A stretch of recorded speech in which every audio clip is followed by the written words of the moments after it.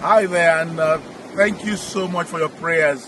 We're running up here on the island, and I thought I'll do a video to thank you for your faithful prayers for us. I've been here now for some weeks, and we have seen the hand of God.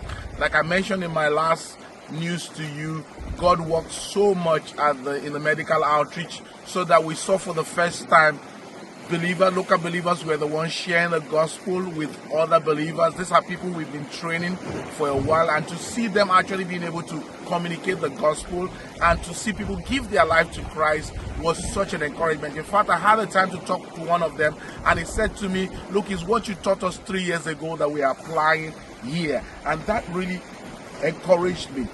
Not only that, to see the healing that God did, the deaf boy who God healed during the medical outreach was really encouraging.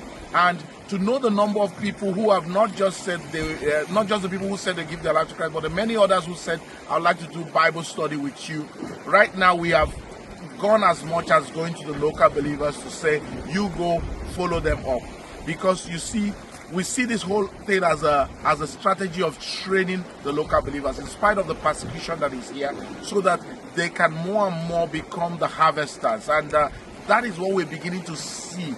Pray that God will grant the local believers here more and more boldness, that the seed of the word of God has been planted into them will grow and bring forth a harvest of 60-fold, 100-fold, and it will lead to the salvation of many more of their neighbors.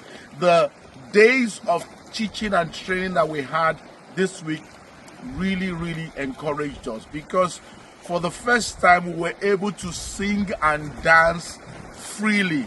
It's very unusual in this part to even make noise when you gather, but there's a boldness that is coming. There's a progress that is happening.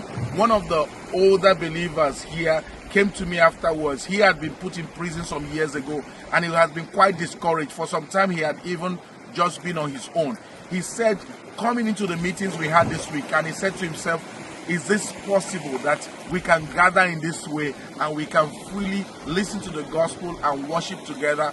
It has given him such an encouragement that he's committed now to help many others. Pray for the believers here. Pray for the different house churches that they've committed themselves into growing. Pray that these house churches will grow strong and that they will become a means by which God will reach out to their neighbors. Pray for the seeds that have been planted here. God is doing something in this island, and thank you so much for your prayers and for your partnership.